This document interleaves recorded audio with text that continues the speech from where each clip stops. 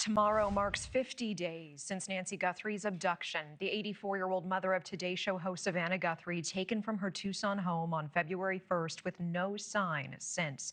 While from the outside, the investigation appears to be at a standstill, there is still activity behind the scenes, with the FBI reportedly acquiring what could be the last known video of Nancy, captured from inside an Uber she took to her daughter's home just hours before she vanished.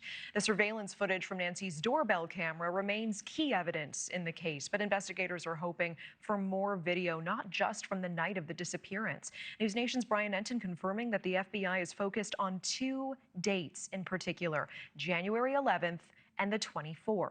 They're asking neighbors for any video evidence from then, several days before Nancy was taken.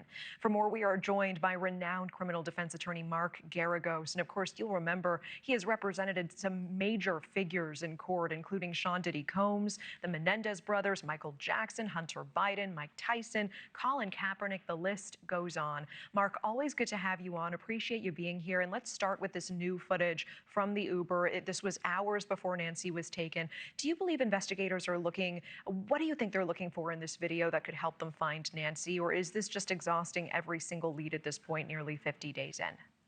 It's always hard to speculate when it's this far out. When you get 50 days out on any kind of an investigation, you're probably at best 45 days from anything that is substantial. So what they're doing now is trying to exhaust every potential lead that they can find.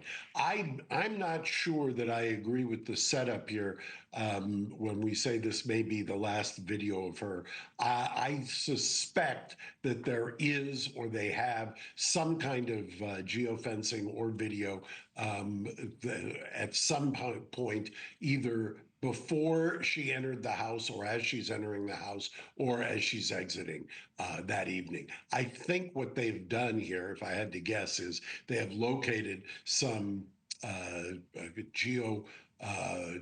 tracking type evidence that suggests that somebody who was in the area weeks before and then 8 days before also corresponds to the night before. They have the ability to get the cell phone data and some other tracking kinds of data from phones, and they may be zeroing in on that. It would be very interesting if that's where they are, because then they could kind of reverse engineer from there who it is, why they were there, and see if they couldn't sweat somebody. The man at the center of the investigation in this disappearance, Pima County Sheriff Chris Nanos, of course, he's now facing a recall brought forward by an Arizona Republican congressional candidate. What do you make of this move? Is this all politics, or in your opinion, are there some real issues with his leadership? I think it's both, actually. I think it is politics. At the same time, I've been critical, and I think others, including people who tilt pro-law enforcement, have been enormously critical of the job that's been done here. What is the largest piece of criticism that you actually think holds water?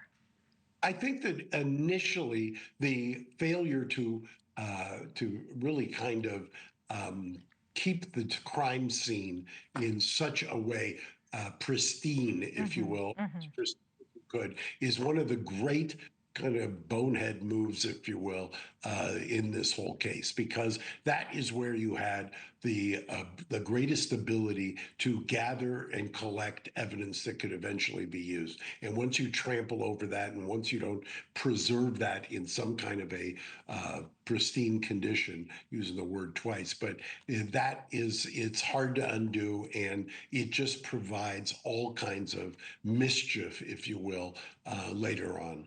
Thank you for watching. Subscribe below and download our NewsNation app right now on your phone, and you will get fact-based, unbiased news for all Americans.